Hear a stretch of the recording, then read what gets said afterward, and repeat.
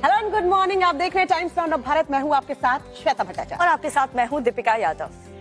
आप fit India का super hit bulletin देख रहे हैं। इसमें हम अलग तरह से खबरों को लेकर आते हैं। खबरों का अंदाज अलग होता है, लेकिन सुबह जब हो चुकी है और आप जब ये बुलेटिन देख रहे हैं तो आप भी फटाफट बेड से उठ जाइए, या जो किचन में बिजी है वो भी ऐसी मान्यता है, लेकिन यहाँ देखिए मामला जो है उल्टा नजर आ रहा है। उत्तर भारत में सर्दी का सितम बढ़ने वाला है। ऐसा लग रहा है कम होने की जगह डबल बढ़ चुकी है और पहाड़ों में तो भारी बर्फबारी हो रही है।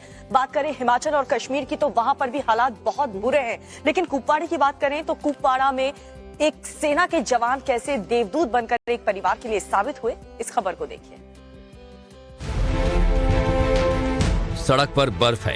इसी दौरान अचानक काले रंग की तेज रफ्तार कार आती है और उसका बैलेंस नहीं बनता। सड़क पर बर्फ की वजह से कार तेजी से स्लिप हो जाती है। पहले कार आगे की ओर जाती है और उसी स्पीड से पीछे आती है। सड़क पर फिसलती गाड़ी का ये वीडियो जम्मू कश्मीर के बारामूला का है, जहां भारी बर्फबारी के बाद हालात जगह जगह इसी तरह के बने हुए हैं। सड़कों पर चलना भी काफी मुश्किल हो रहा है। अब इस तस्वीर को देखिए। लगातार बर्फबारी हो रही है। सड़क पर सेना की एक गाड़ी खड़ी है, उसके आसपास कुछ लोग भी हैं। तभी कुछ महिलाएं आती हैं, जिनमें एक महिला गर्भवती है। वीडियो कुपवाड़ा के कालारूस इलाके का है, जहां भारी बर्फबारी के बीच सेना ने एक गर्भवती महिला को बचाया। सरकुली गांव की सरपंच ने सेना से गर्भवती महिला को अस्पताल पहुंचाने की गुजारिश की थी।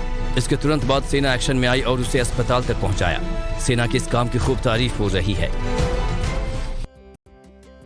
यानी कि आज से ये मानकर चलिए कि जो ठंड का सितम है वो 2-4 दिनों में और भी ज्यादा तापमान जो है वो गिर सकता है। सोनमर्ग में क्या हुआ था, कितनी दुखद घटना हुई थी, हमारे 3 जवान शहीद हो गए थे। बिल्कुल दीपिका, पहाड़ों पर देखिए लोग जो है वो लुत्फ उठाने के लिए जाते हैं, बर्फबारी देखने के लिए जाते हैं, लेकिन हमेशा खतरा जो है वो पहाड़ों पर बना रहता है। एवलांच का खतरा जो है वो बना रहता है।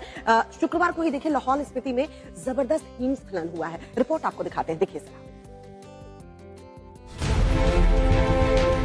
नीला आसमान दिखाई दे रहा है, तभी पहाड़ी से सफेद बादल की तरफ बड़ा बवंडर नीचे की तरफ तेजी से आता हुआ दिखाई देता है।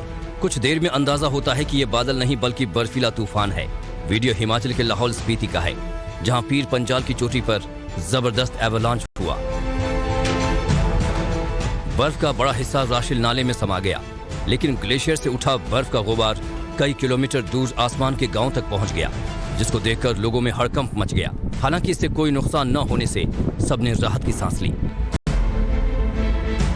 हिमाचल में तो खतरा टल गया, लेकिन जम्मू कश्मीर के 10 जिलों में अगले 24 घंटे भारी पड़ सकते हैं। मौसम विभाग ने अगले 24 घंटों में बारामूला और गांदरबल जिलों के 2000 मीटर से ऊपर वाले क्षेत्र में एवलांच की चेतावनी जारी की है। इसके अलावा अनंतनाग, डोडा, किश्तवाड़, कुलगाम, पुंछ और रामबन में भी बर्फीले तूफान की आशंका जताई है।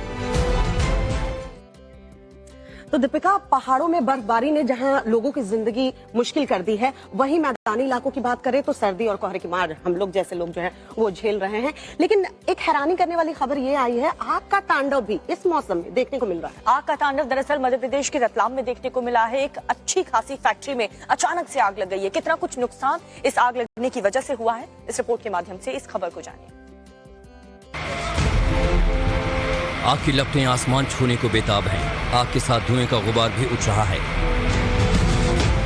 आग का तांडव इतना ज्यादा है कि कई किलोमीटर दूर से ही देखा जा सकता है। जहां आग लगी है वहां फायर ब्रिगेड की गाड़ियों की आवाज भी सुनाई दे रही है। आग पर काबू पाने के लिए लगातार कोशिशें की जा रही हैं। फायर सर्विस के कर्मचारी आग पर पानी डालते हुए दिखाई दे रहे हैं, मगर लपटें लगातार तेज होती जा रही हैं। भीषण अग्निकांड की ये तस्वीरें मध्य प्रदेश के रतलाम की है, जहां ढोसी गांव के पास प्लास्टिक फैक्ट्री अचानक धधकने लगी। आग एक फैक्ट्री में लगी, लेकिन आग तेजी से फैलती चली गई और उसकी चपेट में पास की 2 और फैक्ट्रियां भी आ गई। आग लगने से पूरे इलाके में दहशत का माहौल बन गया। जिस जगह आग लगी वहां दूसरी फैक्ट्रियां भी मौजूद हैं। ऐसे में लोगों को वहां तक आग पहुंचने का डर भी सताने लगा। जानकारी मिलते ही फायर ब्रिगेड की 6 से ज्यादा गाड़ियां मौके पर पहुंची और आग पर काबू पाने की कोशिश में जुट गई। तो प्राकृतिक आपदाएं जो भी हो, लेकिन जान माल को नुकसान यहाँ पर भारी होता है। आखिर ठंड हो या फिर आग का तांडव, नुकसान हर किसी को होता है। बिल्कुल दीपिका, और मौसम का हाल इन दिनों क्या है, कश्मीर से लेकर यूपी बिहार तक की बात कर ले तो 2 मिनट में अपने दोस्तों को बताते हैं कि देखिए मौसम का हाल क्या है। हिमाचल प्रदेश और उत्तराखंड में जमकर बर्फबारी होनी शुरू हो चुकी है, जिसका असर मैदानी इलाकों पर भी पड़ने वाला है। मौसम विभाग ने नॉर्थ इंडिया समेत दिल्ली एनसीआर में 3 दिनों की शीतलहर और कोहरे का ऑरेंज अलर्ट जारी कर दिया है। माना जा रहा है कि इस दौरान टेम्परेचर 4 डिग्री तक लुढ़क सकता है। वैसे तो आज ही पूरे उत्तर भारत में कड़ाके की ठंड का अलर्ट है। पंजाब, हरियाणा, चंडीगढ़ और यूपी में आज से 17 जनवरी तक के लिए सुबह और रात में घने कोहरे का अलर्ट जारी कर दिया गया है। राजस्थान के उत्तरी इलाकों में आज से 17 जनवरी तक भीषण शीतलहर के भी चलने का अनुमान है। तो वहीं कर्नाटक में आज और कल शीतलहर को लेकर अलर्ट जारी किया गया है। बता दें कि बदलते मौसम को देखते हुए हरियाणा सरकार ने सरकारी और प्राइवेट स्कूलों की छुट्टियों को बढ़ाकर 21 जनवरी तक के लिए कर दिया है। जम्मू कश्मीर में बीते 48 घंटे से लगातार हो रही भयंकर बर्फबारी को देखते हुए एवलांच यानी हिमस्खलन का अलर्ट जारी कर दिया गया है। जम्मू कश्मीर के 10 जिलों को अधिकारियों ने हाई अलर्ट पर रखा है। एसडीएमए ने बांदीपुरा और कुपवाड़ा जिले को हाई डेंजर और बारामूला समेत गांदरबल को मीडियम डेंजर की कैटेगरी में डाला है। एसएमडीए ने इन सभी इलाकों में रहने वाले लोगों को सावधानी बरतने और एवलांच की आशंका वाले क्षेत्रों से बचने की सलाह दी है। जोशीमठ के घरों में पड़ी दरारों की वजह से पूरा इलाका खाली हो गया है और अब एक एक करके खतरे वाली जगहों को गिराया जा रहा है। लेकिन इस बीच सबसे बड़ी मुसीबत मौसम के लगातार बदलते मिजाज बन रहे हैं।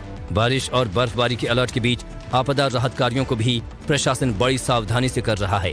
आज जोशीमठ में पारा -2 डिग्री तक दर्ज किया जा सकता है, तो वहीं सोमवार और मंगलवार को पारा गिरकर -3 डिग्री पर पहुंच जाएगा। तस्वीरें जम्मू कश्मीर से सामने आई हैं, जहां भयंकर बर्फबारी हो रही है। कई फीट की बर्फ जमने की वजह से रास्ते और सड़कें पूरी तरह से बंद हो चुकी हैं। श्रीनगर हवाई अड्डे पर भी बर्फ जमा होने की वजह से सभी उड़ानों को पूरी तरह से बंद कर दिया गया है और ऐसे में सेना के जवान आम लोगों की लगातार मदद कर रहे हैं। शोपियां में भी सेना के जवानों ने एक गर्भवती महिला को अपने वाहन से अस्पताल पहुंचाया ताकि महिला को सही समय पर इलाज मिल सके।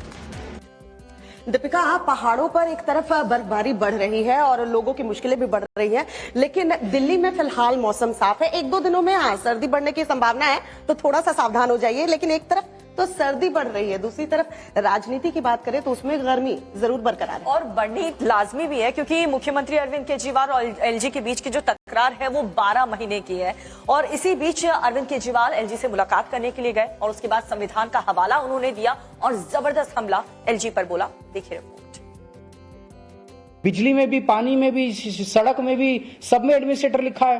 तो कहते हैं सारे फिर मैं करूंगा। तो मैंने कहा फिर सर मैं क्या करूंगा? तो कहते वो आप जानो। दिल्ली के मुख्यमंत्री ने उपराज्यपाल वीके सक्सेना पर तीखे हमले किए।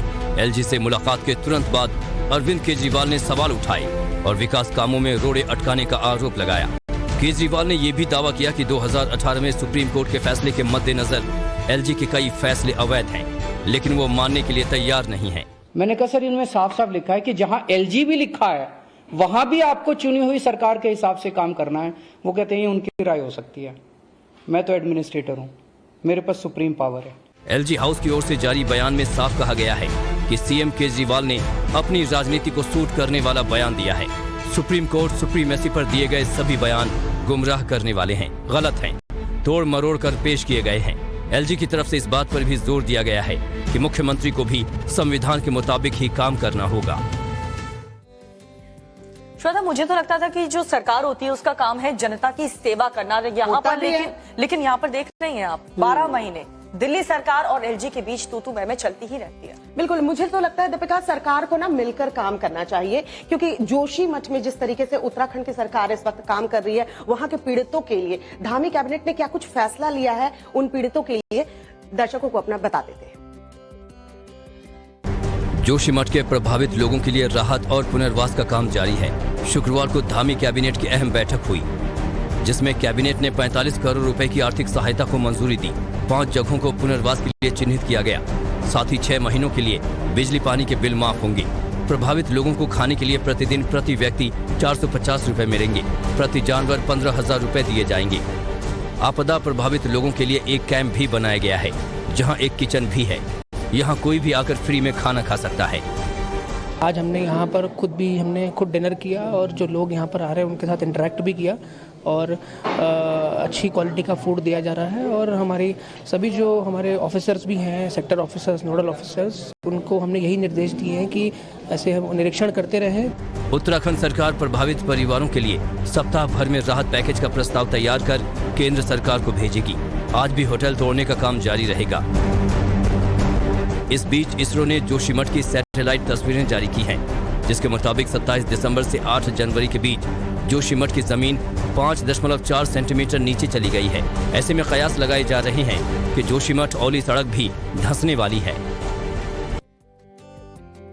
दीपिका, जोशीमठ से जो तस्वीरें आ रही हैं वाकई में उन्हें देखकर आंखों से आंसू आते हैं, लेकिन केंद्र सरकार और उत्तराखंड सरकार जिस तरीके से मिलकर काम कर रही है, वहां के पीड़ितों को पुनर्वास करने की कोशिश जो की जा रही है वो भी सराहनीय है और करनी भी चाहिए। सरकार का यही काम होता है।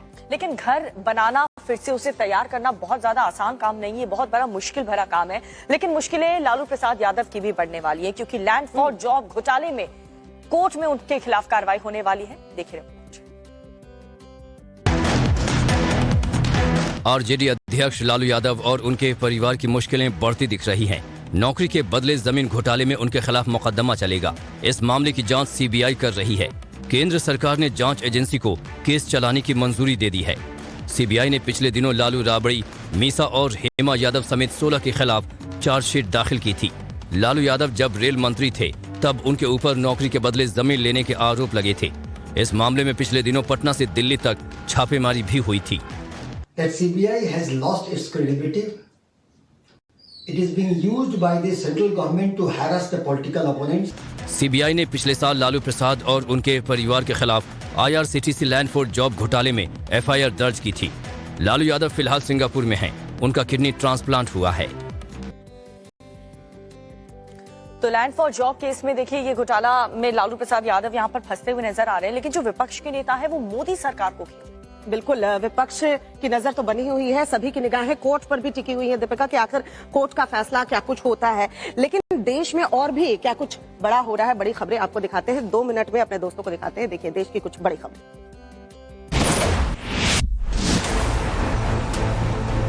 गृह मंत्री अमित शाह आज से गुजरात के दौरे पर रहेंगे, जहां वो पार्टी कार्यकर्ताओं के साथ उत्तरायण का पर्व मनाएंगे। साथ ही वेजलपुर विधानसभा की वंदे मातरम सिटी में पतंग भी उड़ाएंगे। जिसके बाद 15 जनवरी को गृह मंत्री शाह अदरराज गांव में सहकारिता कार्यक्रम में शिरकत भी करेंगे। आरएसएस प्रमुख मोहन भागवत भी आज से 2 दिवसीय गुजरात दौरे पर रहेंगे, जहां वो कई कार्यक्रमों में शिरकत करते हुए नजर आएंगे। प्यूबर्टी के बाद मुस्लिम लड़कियों के शादी वाले आदेश के खिलाफ सुप्रीम कोर्ट में सुनवाई होगी। एनसीपीसीआर की चुनौती वाली याचिका के बाद supreme court Punjab and Haryana high court के आदेश पर सुनवाई करेगा। इसी के साथ सुप्रीम कोर्ट ने Punjab and Haryana high court के इस फैसले को किसी भी और केस में नजीर न बनने का भी निर्देश जारी कर दिया है। दरअसल हाई कोर्ट के इस फैसले में मुस्लिम लड़कियों को प्यूबर्टी के बाद अपनी पसंद से शादी करने की अनुमति दी गई थी। 26 जनवरी से पहले दिल्ली से गिरफ्तार हुए 2 आतंकियों के मददगारों को कोर्ट ने 14 दिन की पुलिस रिमांड में भेज दिया है। दोनों पर UAPA लगाया गया है। रिमांड में दिल्ली पुलिस की स्पेशल सेल आतंकियों से पूछताछ करेगी। स्पेशल सेल के मुताबिक आतंकी संगठन हरकतुल अंसार और खालिस्तानी आतंकी अर्शदीप डल्ला से दोनों के कनेक्शन थे और वो बड़ी साजिश को अंजाम देने के मकसद से दिल्ली में मौजूद थे, जिसका ब्लूप्रिंट आतंकियों के पास से बरामद हुआ है। गांधी देश से बड़ा है, महात्मा है, कैसे रोका जाए उसे? फिल्म गांधी गोडसे को लेकर कांग्रेस बड़े प्रदर्शन की तैयारी कर रही है। आज भोपाल में कांग्रेस एक आंतरिक बैठक करने जा रही है, जिसमें फिल्म के खिलाफ प्रदर्शन को लेकर चर्चा की जाएगी। दरअसल कांग्रेस का आरोप है कि फिल्म को सोची समझी साजिश के तहत बनाया गया है और इसमें मुस्लिम समाज के अलावा गांधी जी के खिलाफ आपत्तिजनक सीन और डायलॉग्स लिखे गए हैं। इसी के साथ कांग्रेस का दावा है कि फिल्म के डायरेक्टर राजकुमार संतोषी RSS के समर्थक हैं और उनकी फिल्म देश को बांटने का काम करेगी।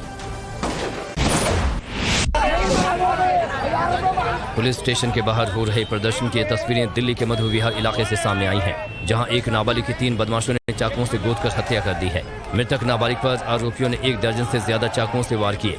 परिजनों का आरोप है कि पुलिस आरोपियों की धरपकड़ के लिए कार्रवाई नहीं कर रही है। वहीं पुलिस के मुताबिक नाबालिग का शव पोस्टमार्टम के लिए भेज दिया गया है और आरोपियों की खोजबीन लगातार जारी है। तो तो दीपिका, देश की तमाम बड़ी खबरें हमने अपने दोस्तों को दिखाई। आज तो गांधी गोडसे फिल्म को लेकर प्रदर्शन की भी तैयारी है। अलग अलग देश में अलग अलग राज्यों से जो तस्वीरें आएंगी वो भी हम अपने दर्शकों को दिखाएंगे। साथ ही साथ दिल्ली में जो मर्डर हुआ है उसको लेकर लोगों में काफी गुस्सा जो है वो देखने को मिल रहा है। और आक्रोश तो खैर बिहार के शिक्षा मंत्री को लेकर के, उनके द्वारा दिए गए रामचरितमानस पर बयान को लेकर के भी हो रहा है। लेकिन जो साधु संत हैं वो काफी ज्यादा नाराज हैं। लेकिन आरजेडी के जो लीडर्स हैं वो बिहार के शिक्षा मंत्री के साथ उनके इस बयान पर भी खड़े हैं। देखिए, हमको दिखा दो ना भाई, आप पढ़े लिखे व्यक्ति हैं, आप हमको दिखा दो। दीजिए मैं कहा रामचरितमानस के खिलाफ किया हूँ, रामचरितमानस के कुछ छंद का विरोध किया, बस वही पूरा कचरा है। रामचरितमानस पर बिहार के शिक्षा मंत्री चंद्रशेखर के बयान पर घमासान जारी है, लेकिन वो बयान से पीछे हटने को तैयार नहीं है। अब उनके साथ पार्टी के कई नेता भी खड़े नजर आ रहे हैं। आरजेडी प्रदेश अध्यक्ष जगदानंद सिंह, पार्टी के राष्ट्रीय उपाध्यक्ष शिवानंद तिवारी ने साफ कहा है कि चंद्रशेखर का बयान सही है। शेखर जी ये राय रखते हैं कि उसमें शूद्रों के बारे में, महिलाओं के बारे में जिस तरह का बयान किया गया है, जिसको कूड़ा कचरा मानते हैं, उसका ही विरोध करने का इनको अधिकार है। चंद्रशेखर ने एक बार फिर कहा कि रामचरितमानस के जिन छंदों को लेकर मैंने बयान दिया वो सही है। दूसरी तरफ शिवानंद तिवारी ने कहा कि भगवा पहने नकली साधु चंद्रशेखर की जीप काटने वाले को इनाम की घोषणा करते हैं। ऐसे लोगों के खिलाफ मुकदमा चलना चाहिए। हालांकि सीएम नीतीश कुमार अपने शिक्षा मंत्री के बयान से किनारा कर चुके हैं। नेताओं को ऐसा लगता है कि बयान देने का मतलब यही हो चुका है, क्योंकि विवादित बयान ये बार बार देते रहते हैं और जिसका कोई मतलब भी नहीं होता। श्वेता, और इस पर तो सियासत भी और आगे गरमाएगी क्योंकि आरजेडी सपोर्ट में उतरी है दीपिका। लेकिन चलिए दर्शकों को हम कंझावला केस का अपडेट दे दे। देखिए ये केस अब इतना आगे बढ़ चुका है, 11 पुलिसकर्मियों पर गाज जो है वो गिरी है और सभी आरोपियों पर अब धारा लगाई जाएगी हत्या की। 302 की धारा लगाई जा रही है। अपडेट देखिए। दिल्ली के कंझावला केस में गृह मंत्रालय की सख्ती के बाद अब एक्शन दिखने लगा है। सबसे पहले रोहिणी के 11 पुलिसकर्मियों पर गाज गिरी है। दिल्ली पुलिस ने ड्यूटी में लापरवाही बरतने के आरोप में 11 कर्मियों को सस्पेंड कर दिया है। इनमें 2 एसआई, 4 एएसआई, 4 हेड कांस्टेबल और 1 कांस्टेबल शामिल है। गृह मंत्रालय ने आरोपियों पर हत्या का मुकदमा दर्ज करने का भी निर्देश दिया है। लिहाजा पुलिस अब कानूनी राय ले रही है। पुलिस पहले ही ये तय करना चाहती है कि धारा 302 में मुकदमा दर्ज करने के बाद वो उसे कोर्ट में साबित भी कर पाए, इसलिए सभी पहलू टटोले जा रहे हैं। वहीं पूरे केस को हादसा बताने वाले डीसीपी को भी नोटिस भेजने की तैयारी है। वहीं एफएसएल रोहिणी ने आरोपियों के ब्लड सैंपल की रिपोर्ट दिल्ली पुलिस को सौंप दी है। इस रिपोर्ट में खुलासा हुआ है कि घटना वाली रात आरोपियों ने शराब पी थी। मगर जब उन लोगों की जो फांसी बोली है तो ये कब तक होगा? हमें तंदुरुस्ती तो जब ही होगी ना कि जब इनको फांसी होगी। जब तक उन लड़कों को फांसी नहीं लगेगी, जब तक हमें पूरा न्याय नहीं मिलेगा, जब तक हम संतुष्ट नहीं हैं। दीपिका, राजधानी दिल्ली की पुलिस अगर इतनी लापरवाह है तो देखिए कार्रवाई तो होनी चाहिए, क्योंकि सोचिए दूसरे राज्यों की पुलिस क्या सोचेगी ये देखकर कि राजधानी दिल्ली में ऐसा हो रहा है। तो जो कार्रवाई हुई है वो तो बिल्कुल होनी चाहिए थी, जो गाज गिरी है 11 पुलिसकर्मियों पर। बिल्कुल, और ऐसे सस्पेंशन से ही अलग राज्य में भी मैसेज बहुत बड़ा जाता है। लेकिन बात करें अगर जम्मू कश्मीर की, तो वहां से आतंकवादियों का सफाया करने के लिए गृह मंत्रालय फुल ऑन एक्शन मोड में है। कल गृह मंत्री अमित शाह जम्मू कश्मीर के दौरे पर थे, राजौरी गए, पीड़ित परिवार से उन्होंने मुलाकात की और साथ ही उनकी सुरक्षा का जायजा उन्होंने खुद लिया। रिपोर्ट देखिए। जम्मू कश्मीर में आतंकवाद का सफाया करने के लिए सेना लगातार ऑपरेशन चला रही है। इस बीच गृह मंत्री अमित शाह ने जम्मू कश्मीर की सुरक्षा को लेकर हाई लेवल मीटिंग की और कई दिशा निर्देश दिए। गृह मंत्री ने साफ किया कि आतंकियों को करारा जवाब देने के लिए सुरक्षा बल पूरी तरह मुस्तैद हैं। आतंकवादी ग्रुपों की मंशा जो भी हो, परंतु हमारी एजेंसियां मुस्तैद होकर जम्मू की सुरक्षा करेगी। तय कार्यक्रम के मुताबिक अमित शाह राजौरी हमले के पीड़ितों से मुलाकात करने भी जाने वाले थे, लेकिन मौसम खराब होने की वजह से वहां नहीं जा पाए।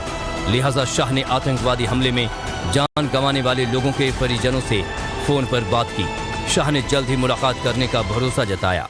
में ये भी विश्वास दिलाया कि कोई बात नहीं, अगर आपके बेटों का जो कातिल है हम जल्द से जल्द पकड़ के आपके सामने भी इसको लाएंगे। हमारे साथ पूरा हिंदुस्तान है, हम अकेले नहीं है ना। तो तो देश तोड़ने की बात करने वाले और ऐसी साजिश रचने वाले जो आतंकवादी हैं वो कभी भी अपने मंसूबे में कामयाब नहीं हो पाएंगे। गृह मंत्रालय इस बात का खास तौर पर ख्याल रख रहे हैं और इसी को देखते हुए एक्शन भी लिया जा रहा है। बिल्कुल, सेना के जवान हमेशा जो है वो तत्पर रहते हैं अपने देश को बचाने के लिए। और अगर हम बाहर भी देखें तो रूस यूक्रेन के बीच देखिए जिस तरीके से जंग चल रही है, रूस की सेना कह लीजिए, यूक्रेन की सेना डटी हुई है अपने देश के साथ। पूरा वॉर अपडेट हम 2 मिनट में अपने दोस्तों को दिखा देते हैं। देखिए जरा क्या चल रहा है।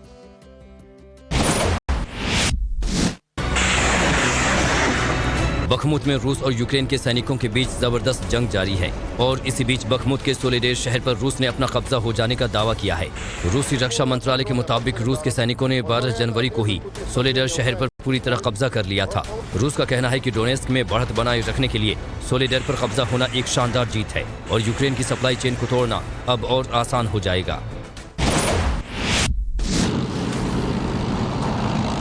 मैदान जंग की ये तस्वीरें सोलेडर के बाहरी इलाकों से सामने आई हैं, जहां रूस और यूक्रेन के सैनिकों के बीच भयंकर युद्ध जारी है।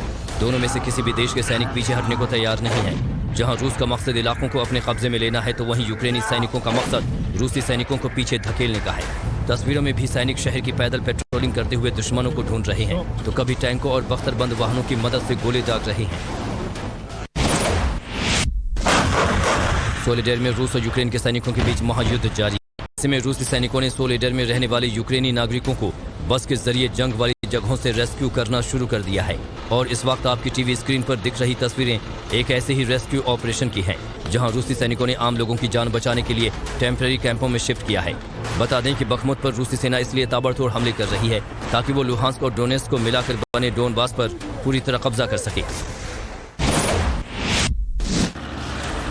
रूस और यूक्रेन के बीच पिछले 11 महीने से जंग जारी है। कुछ रूसी यूक्रेन पर आक्रमण को सही ठहराते हैं तो कुछ सरासर गलत। यूक्रेन से युद्ध को गलती मानने वाले रूस के एक विपक्षी नेता का बड़ा बयान सामने आया है। दरअसल यूक्रेन में रह रहे रूस के बड़े नेताओं में से एक लेया पोनोमारेव ने दावा किया है कि पुतिन को उनके 71वें जन्मदिन से पहले मार दिया जाएगा। पुतिन के कत्ल की साजिश उनके ही करीबी लोग रच रहे हैं और वही लोग उनकी मौत के जिम्मेदार भी होंगे।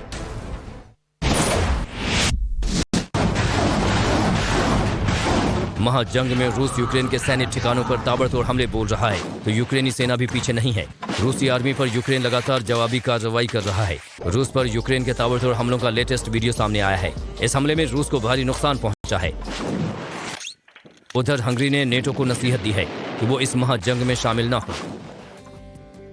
तो वॉर जोन में क्या कुछ चल रहा है इस 2 मिनट के सेगमेंट में हमने आपको दिखा दिया। आगे भी दिन भर आपको अपडेट हम पहुंचाते रहेंगे रूस और यूक्रेन के युद्ध को लेकर। लेकिन इसी बीच छोटे से ब्रेक के लिए हम रुक रहे हैं। लेकिन ब्रेक के बाद श्वेता हम क्या दिखाएंगे? ब्रेक के बाद हम दिखाने वाले हैं कि राजस्थान कांग्रेस में आखिरकार सीएम की कुर्सी पर एक बार फिर से क्यों बवाल मचा है। इस बार गहलोत की कुर्सी पर किसने अपनी दावेदारी ठोकी है? ब्रेक के बाद देखिए।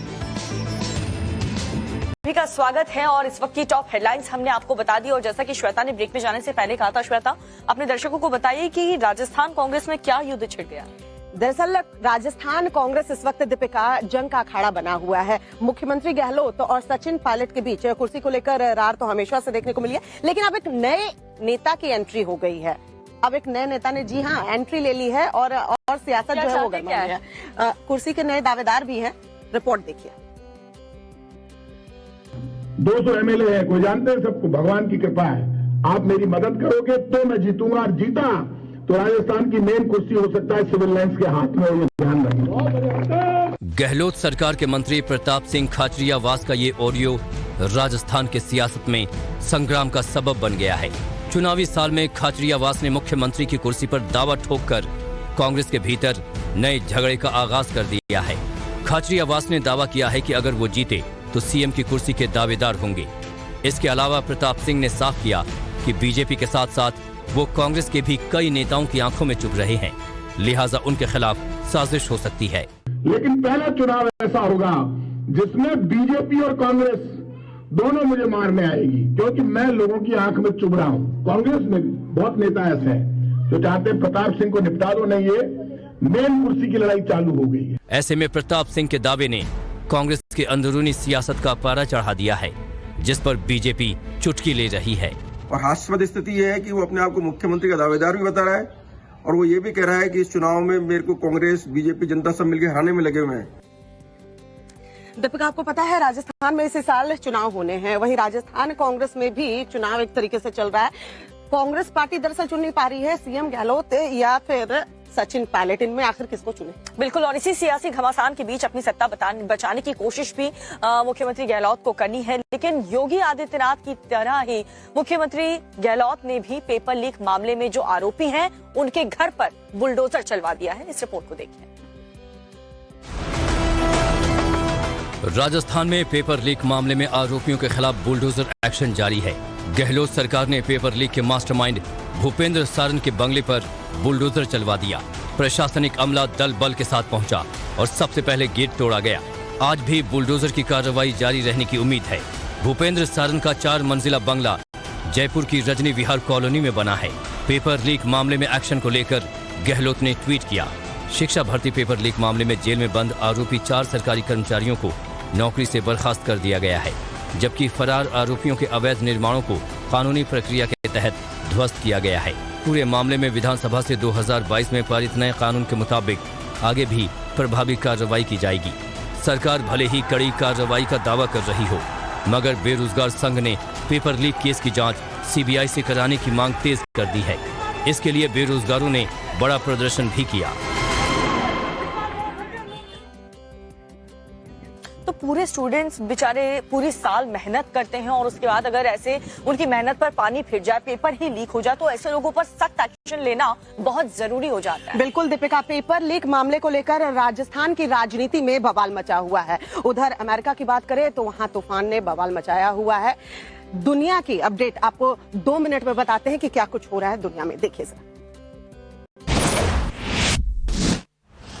अमेरिका के अल्बामा और जॉर्जिया में आए बवंडर ने हर तरफ तबाही मचा कर रख दी है। ये ड्रोन तस्वीरें अल्बामा के सेल्मा शहर से सामने आई हैं, जहां हर तरफ टूटे हुए पेड़ पौधे और घर नजर आ रहे हैं। तेज हवाओं की वजह से पेड़ों की पत्तियां उड़ चुकी हैं और तने जमीन से उखड़कर बेजान पड़े हैं। शहर को देखकर साफ नजर आ रहा है कि यह बवंडर कितना खतरनाक रहा होगा। जहां कुछ घर मलबे के ढेर में तब्दील हो चुके हैं, तो वहीं कई घरों की तो छतें पूरी तरह से क्षतिग्रस्त हो चुकी हैं। टोर्नेडो से आई तबाही की दूसरी तस्वीरें जॉर्जिया से सामने आई हैं, जहां बवंडर इतना भयंकर था कि उसने कई घरों को मलबे के ढेर में तब्दील कर दिया, छतों को पूरी तरह से उखाड़ कर फेंक दिया। अमेरिकी मीडिया रिपोर्ट्स में कहा गया है कि कम से कम 9 लोगों की टोर्नेडो की वजह से मौत हो गई है, जबकि कई हजार घरों की बिजली और पानी की सप्लाई बाधित हो चुकी है। प्रशासन की तरफ से राहत बचाव अभियान लगातार चलाया जा रहा है। धधकती आग की ये भयंकर तस्वीरें लिथुआनिया से सामने आई हैं, जहां एक गैस पाइपलाइन के फट जाने की वजह से बड़ा हादसा हो गया। रिपोर्ट्स के मुताबिक आग इतनी भयंकर थी कि इसकी लपटें 50 मीटर से भी ऊंची उठ रही थी। गनीमत रही कि इस हादसे में कोई भी शख्स हताहत नहीं हुआ। हालांकि एहतियातन तौर पर स्थानीय प्रशासन ने पास के गांव को खाली करा लिया। बता दें कि आग की ये ऊंची ऊंची लपटें कई किलोमीटर दूर से भी साफ तौर पर देखी गई। सैन्य अभ्यास की ये तस्वीरें साउथ कोरिया के पाजू इलाके से सामने आई हैं, जहां अमेरिका और दक्षिण कोरिया के सैनिक मिलिट्री एक्सरसाइज कर रहे हैं। साउथ कोरियाई सेना के मुताबिक ये ड्रिल दोनों देशों के बीच युद्ध कौशल को साझा करने और जॉइंट मिलिट्री ऑपरेशंस में सुधार लाने के लिए की गई थी। इस संयुक्त सैन्य अभ्यास में करीब 800 सैनिकों ने हिस्सा लिया। बता दें कि यह मिलिट्री ड्रिल ऐसे समय में की गई जब उत्तर कोरिया बार बार उकसावी की हरकतें कर रहा है। पेरू में राजनीतिक संकट गहराता जा रहा है। पेरू में हिंसा की आग और भड़क गई है। पुलिसकर्मी प्रदर्शनकारियों पर दनादन फायरिंग कर रहे हैं, आंसू गैस के गोले दाग रहे हैं, तो वहीं प्रदर्शनकारी भी अड़े हैं। प्रदर्शनकारी सुरक्षा कर्मियों पर ईंट और पत्थर फेंक रहे हैं। हिंसक झड़प में अब तक 49 से ज्यादा लोगों की मौत हो गई है। पेरू के लोग पूर्व राष्ट्रपति कैस्टिलो की रिहाई की मांग कर रहे हैं। तो दीपिका, 2 मिनट में पूरी दुनिया में क्या कुछ हो रहा है हमने अपने दोस्तों को बताया। नए साल की शुरुआत के साथ ही मुझे तो पूरी दुनिया में हलचल ही दिख रही है। हलचल काफी ज्यादा है। आपको सीधा घाटी यानी कि बनारस की तस्वीर दिखाएंगे, वहां की खबर बताएंगे, जहां पर बीएचयू में 2 छात्र के गुट आपस में भिड़ गए। मामला क्या था, इस रिपोर्ट में जानिए। कोई अपने जख्म दिखा रहा है तो कोई टूटे मोबाइल दिखाकर हकीकत समझाने की कोशिश कर रहा है। तस्वीरें बीएचयू की हैं, जहां देर शाम छात्र गुटों में जमकर मारपीट हुई। मारपीट के बाद भी यूनिवर्सिटी कैंपस में काफी देर तक तनाव बरकरार रहा। छात्रों के बीच हुए झगड़े की जानकारी मिलने पर पुलिस भी मौके पर पहुंची और हालात काबू करने की कोशिश की। पूरा विवाद मुनी देवी हॉस्टल में हुआ। जानकारी के मुताबिक पॉलिटिकल साइंस डिपार्टमेंट में फ्रेशर पार्टी थी, जिसके लिए सेकेंड ईयर के छात्रों ने रुपए जमा किए थे। इन रुपयों को लेकर ही थर्ड ईयर के छात्रों के साथ पहले कहासुनी हुई, जो धीरे धीरे मारपीट में बदल गई। आरोप है कि कुछ छात्रों ने हॉस्टल के कमरों में घुसकर मारपीट और तोड़फोड़ भी की। दरवाजा खोलते ही पत्थर से मारने लगे, तो पत्थर के बचाव में हम लोग झुके तो वो लोग लाठी डंडा लेके आए और रॉड से मारने लगे। सबको रॉड से मारे हैं। मारपीट में 6 से ज्यादा छात्रों को चोटें लगी हैं, जिन्हें BHU के ट्रॉमा सेंटर में भर्ती कराया गया है। और अक्सर हमने देखा है कि मामूली बात ही एक बहुत बड़े विवाद का मुद्दा हमेशा बन जाती है। आपने भी देखा इस यूनिवर्सिटी में कैसे एक छोटी सी बात को लेकर के फ्रेशर्स पार्टी में ये बवाल हो गया। बिल्कुल, मारपीट 2 गुटों के बीच हुई, लेकिन मारपीट का एक ऐसा ही मामला हरदोई में भी सामने आया। मामला थोड़ा अलग ऐसे है दीपिका कि माँ, बहन और पत्नी ने एक युवक की पिटाई कर दी। क्यों इस युवक की पिटाई हुई है, आपको रिपोर्ट के जरिए दिखाते, देखिए जरा।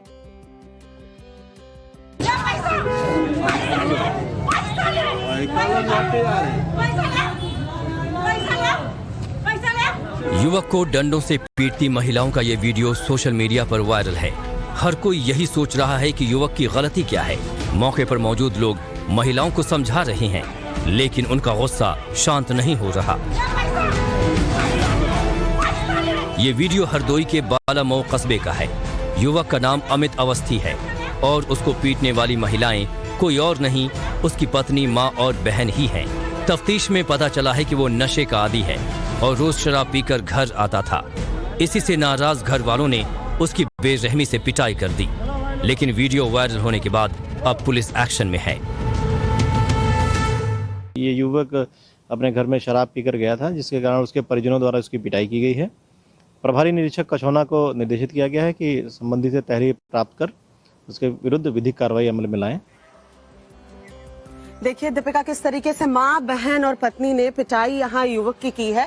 हालांकि माँ तो बेटे से बहुत प्यार करती है, बेटे क्या अपने बच्चों से बहुत प्यार करती है, लेकिन यहाँ जिस तरीके से इसकी पिटाई हुई है वो भी उस तरीके से तो नहीं होना चाहिए था। समझाया भी जा सकता था जो हरकत युवक ने की। पता नहीं क्या क्या होता रहता है देश में, और ऐसे ही कुछ वायरल वीडियोस हैं, वो आपको इस 2 मिनट के सेगमेंट में हम दिखाते हैं कि देश में कौन से ऐसे जो वीडियोस हैं वो जमकर वायरल हो रहे हैं।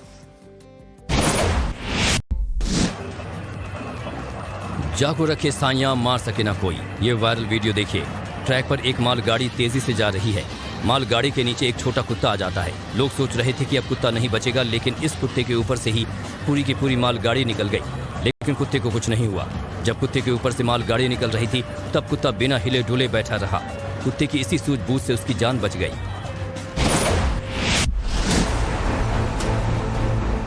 हादसे का ये वीडियो मध्य प्रदेश के रतलाम का है, जहां सड़क से गुजर रहे बाइक सवार को नील गाय ने टक्कर मार दी। टक्कर इतनी जबरदस्त थी कि बाइक सवार 2 लोग बीच सड़क पर ही धड़ाम से गिर गए। मौके पर मौजूद लोग फौरन वहां पहुंचे और उन्हें अस्पताल में भर्ती कराया। गनीमत रही कि पीछे से कोई गाड़ी नहीं आ रही थी, नहीं तो बड़ा हादसा हो सकता था।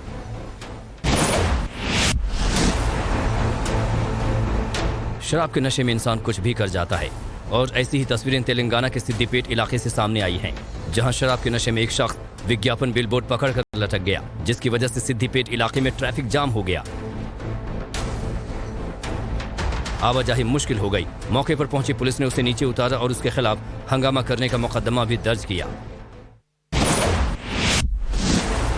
ये वायरल वीडियो बिहार के सिवान का है, जहां बाटा शोरूम में दिख रही ये महिला दिन दहाड़े कैमरे के सामने जूते चोरी कर ले गई। शोरूम में चोरी करने पहुंची महिला ने करीब 15 मिनट तक अलग अलग सैंडल और जूते को देखा। वो मौका तलाशती रही, फिर सेल्समैन को चकमा देकर एक जोड़ी जूते को उसने अपनी साड़ी में छुपा लिया और फिर 9 2 11 हो गई। चोरी का ये वीडियो खूब वायरल हो रहा है। आर्थिक संकट से जूझ रहे पाकिस्तान में आटे के लिए मारामारी का एक वीडियो सोशल मीडिया पर वायरल हो रहा है। वीडियो में आप देख सकते हैं कि एक शख्स को आटे की बोरी मिल गई है, तो कुछ लोग उससे बोरी खींचने लगे। इस दौरान एक आदमी बोरी लेकर सड़क पर गिर जाता है और कुछ और लोग आ जाते हैं जो बोरी छीनने लगते हैं। तो वहीं दूसरे वीडियो में दिख रहा है कि लोग आटे के लिए एक दूसरे को नाले में फेंक रहे हैं। तो सोशल मीडिया में और देश और दुनिया में क्या कुछ वायरल हो रहा है, हमने वो खबर भी आपको दिखा दी, कहां कहां बवाल मचा था, ये सब कुछ आपने देख लिया। बिल्कुल दीपिका, बात मकर संक्रांति की भी कर ले, क्योंकि आज मकर संक्रांति है और ऐसे में गोरखधाम मंदिर में खिचड़ी मेला लगा है। खुद मुख्यमंत्री योगी आदित्यनाथ कल तैयारियों का जायजा लेने के लिए पहुंचे थे और वहां उन्होंने बच्चों से बात भी की, महिलाओं से बात की। दिखाते हैं इस रिपोर्ट के जरिए। अरे स्कूल जाती है, अरे स्कूल जाती है, स्कूल कुछ खाया भी। छोटी बच्ची से बात करते सीएम योगी आदित्यनाथ अलग ही अंदाज में नजर आए। देर रात मुख्यमंत्री जब गोरखनाथ मंदिर परिसर में निकले तो वहां मौजूद लोगों का हालचाल जाना। इस दौरान बच्चों को लेकर उनका लगाव साफ देखा गया। क्या नाम है तुम्हारा? इधर आओ जी। इधर इधर इधर कहाँ जा रहे हो? सीएम ने गोरखनाथ मंदिर में होने वाले खिचड़ी मेले की तैयारियों का जायजा लिया और अधिकारियों को कई निर्देश भी दिए। मंदिर परिसर में क्या क्या इंतजाम किए गए हैं और क्या किए जाने हैं, इन सब की जानकारी मुख्यमंत्री ने जुटाई। सीएम ने मंदिर में आए लोगों से भी हालचाल जाना और वहां मौजूद अधिकारियों को साफ निर्देश दिया कि किसी भी श्रद्धालु को दिक्कत नहीं होनी चाहिए। मकर संक्रांति के मौके पर दीपिका 2 दिन जो है योगी आदित्यनाथ वहीं रहने वाले हैं। देखिए किस तरीके से बच्चों से बात कर रहे हैं, बहुत लगाव दिखता है, किस तरीके से हालचाल पूछते हैं और उनके चेहरे के भाव बिल्कुल अलग ही होते हैं जब बच्चों से बात कर रहे होते हैं। बिल्कुल, नवरात्रि हो या फिर मकर संक्रांति, एक नया ही अवतार, एक नया ही रूप मुख्यमंत्री योगी आदित्यनाथ का देखने को मिलता है। और ऐसे में आज मंदिर में एक विशेष पूजा का आयोजन भी किया गया है। लेकिन कल भी देश और दुनिया ने जबरदस्त तरीके से लोहड़ी का त्योहार मनाया है। उस रिपोर्ट को देखिए। देश भर में आज मकर संक्रांति मनाई जा रही है। आस्था और विश्वास के इस पर्व को लेकर लोगों में काफी उत्साह है। इससे पहले शुक्रवार को लोहड़ी धूमधाम से मनाई गई। पंजाब में लोहड़ी का अलग ही उत्साह देखने को मिला। परंपरागत गीतों के साथ लोग नाचते हुए नजर आए। अमृतसर, चंडीगढ़, पटियाला, लुधियाना समेत पंजाब के हर शहर में लोहड़ी की धूम देखने को मिली। लोगों ने अलाव में तिल, गुड़, रेवड़ी, चिड़वा, फूल डालते हुए उस साथ मनाया गया जिन घरों में 1 साल के दौरान लड़के की शादी हुई और बच्चे का जन्म हुआ। लोहड़ी के मौके पर दिल्ली के सिख और पंजाबी बहुल इलाकों में जमकर ठुमके लगाए गए। गीत और ढोल की थाप सुनकर दूसरे लोग भी पंजाबियों के बीच पहुंचे और लोहड़ी का हिस्सा बने। और चलिए अब आपको वाराणसी की बेहद खूबसूरत तस्वीर हम दिखाते हैं। घर बैठे आप भी देख पाएंगे कितना जबरदस्त उत्साह आज के इस त्योहार को लेकर के बनारस की जनता में देखने को मिल रहा है। और बाबा भोलेनाथ की नगरी में श्रद्धालुओं की जो भीड़ है वो सुबह सुबह ही, क्योंकि आज का जो ओकेशन है वो काफी ज्यादा इंपॉर्टेंट है, ऐसे में दान पुण्य का काम भी लोग बहुत ज्यादा करते हैं। और आस्था की डुबकी सबसे पहले मकर संक्रांति में लोग जो है वो लगाते हैं। दीपिका, घाटों की जो तस्वीर हम दिखा रहे हैं, जाहिर सी बात है, देखिए लोग जो है घाटों पर सुबह सुबह सर्दी के मौसम में पहुंच रहे हैं और यहाँ कोशिश यही रहती है कि वो आस्था की डुबकी लगाएं। और कहते हैं ना कि पाप धुल जाते हैं, तो ऐसा भी कुछ होता है कि लोग अपने पुण्य कमाने के लिए आस्था की डुबकी पहले लगाते हैं, उसके बाद ही दिन की शुरुआत वो करते हैं। तो लेकिन ये अपने आप में बहुत बड़ी बात है कि इतनी ठंड में ये श्रद्धालु वहां पर पहुंचे हैं, क्योंकि इससे आप अंदाजा लगा सकते हैं कि आज के इस महापर्व का महत्व कितना ज्यादा हो जाता है। और ऐसे में सभी श्रद्धालु सुबह ही पहुंच गए वहां पर दर्शन करने के लिए और आस्था की डुबकी लगाने के लिए। और जाहिर सी बात है, बात जब बनारस की होती है ना दीपिका, तो वहां पर एक अलग ही अद्भुत नजारा देखने को मिलता है। और मौका मकर संक्रांति का है तो लोग घाटों पर पहुंचे, आस्था की डुबकी लगाई और उसके बाद अपने दिन की शुरुआत की। मतलब पहले ईश्वर की कामना, ईश्वर से खुद के लिए वर मांगना, कहते हैं ना, आप भी मांग लीजिएगा। हालांकि हम तो पहले अपने दोस्तों से आके मिले हैं, लेकिन ये भी हमारा काम है। उसके बाद हम भी घर जाके जरूर आज पूजा अर्चना करने के बाद बिल्कुल भगवान को प्रसन्न करने वाले। और बिल्कुल, और इसी की तरह खेल जगत की दुनिया में क्या कुछ हो रहा है 2 मिनट में आपको दिखाते हैं। बीसीसीआई ने न्यूजीलैंड के खिलाफ होम सीरीज और ऑस्ट्रेलिया के विरुद्ध पहले 2 टेस्ट के लिए टीम इंडिया का ऐलान कर दिया है। भारतीय टीम जनवरी के अंत में न्यूजीलैंड के खिलाफ 3 वनडे और 3 T20 मैचों की सीरीज खेलेगी। उसके बाद 9 फरवरी से ऑस्ट्रेलिया के खिलाफ 4 टेस्ट मैचों की सीरीज शुरू होगी। बीसीसीआई ने विकेटकीपर बल्लेबाज केएल राहुल और अक्षर पटेल को आराम दिया है, जबकि T20 में पृथ्वी शॉ को टीम में शामिल किया है।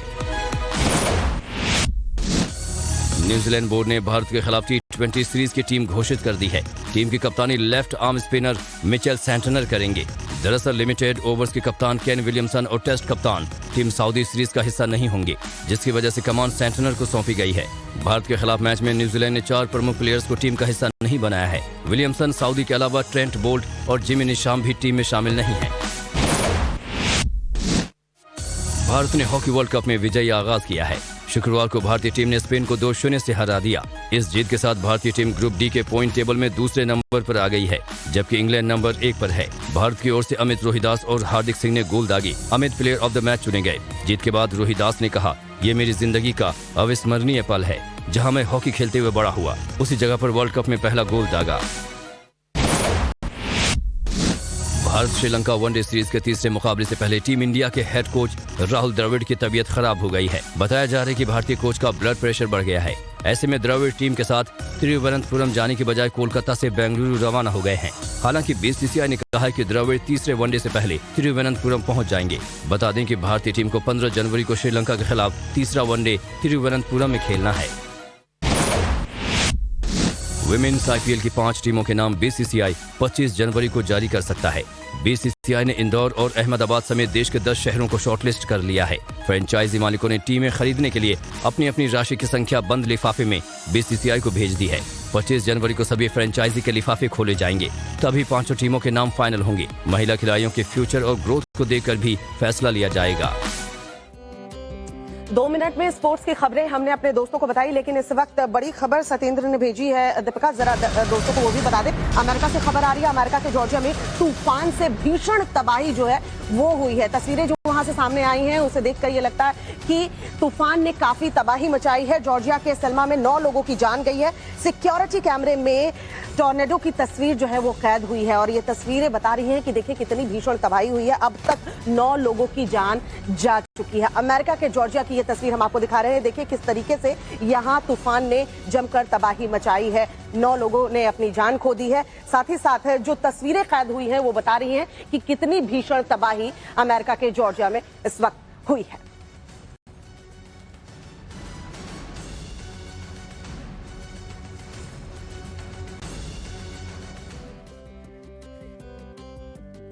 तो बड़ी खबर ये अमेरिका के जॉर्जिया से दीपिका, जिस तरीके की तस्वीरें सामने आई हैं वो बता रही हैं कि तूफान जब आता है, और यही कहते हैं कि प्राकृतिक आपदा जब होती है ना, उसके आगे ना इंसान बेबस हो जाता है। 9 लोगों की अब तक जान जा चुकी है और ऐसी तस्वीर न जाने कई दिनों से आ रही है और इसके आगे कोई टिक नहीं सकता। प्राकृतिक आपदा एक ऐसी चीज है। लेकिन इसी बीच एक और बड़ी खबर आ रही है, वो आपको बता देते हैं, जिसमें लिथुआनिया में गैस पाइपलाइन भीषण विस्फोट हुआ है। 50 मीटर से ज्यादा ऊंची आग की लपटें नजर आ रही हैं। दूर से ही लोग इस आग के तांडव को देख पा रहे हैं और साथ ही पास के गांव को भी खाली कराने के निर्देश प्रशासन की टीम ने दे दिया है, ताकि आसपास कोई भी और हादसा ना हो, इसकी चपेट में कोई ना आए। विस्फोट में किसी के घायल होने की खबर फिलहाल नहीं मिल रही है, क्योंकि जिस वक्त ये धमाका हुआ वहां पर कोई भी मौजूद नहीं था, जिससे एक बहुत बड़ी घटना टल गई। जाहिर सी बात है, लिथुआनिया में गैस पाइपलाइन में भीषण विस्फोट की खबर मिली है, तो किस तरीके से लातविया को जोड़ने वाली पाइपलाइन में धमाका हुआ है। पास के गांव को खाली कराने की तैयारी है, लेकिन अच्छी बात ये रही कोई हताहत नहीं हुआ। और जान माल का जब नुकसान नहीं होता है ना दीपिका, ये बहुत राहत की खबर होती है, क्योंकि जो लोग वहां पर मौजूद होते हैं, जब इस तरह की खबरें सामने आती हैं, उन्हें नुकसान वहां उठाना पड़ता है। प्रशासन की भी यही जिम्मेदारी होती है कि जल्द से जल्द उन तक पहुंचे, उन्हें वहां से सुरक्षित निकाला जाए। और बहुत अच्छा काम कर रही है प्रशासन की टीम की। जब तक इस आग पर काबू नहीं पा लिया जाता तो 50 मीटर की दूरी पर जितने भी आसपास के इलाके हैं उसे फिलहाल खाली करवा दिया गया है। लोगों को सुरक्षित जगहों पर शिफ्ट कर दिया गया है। और इसी के साथ फिट इंडिया के सुपर हिट बुलेटिन में आज के लिए इतना ही।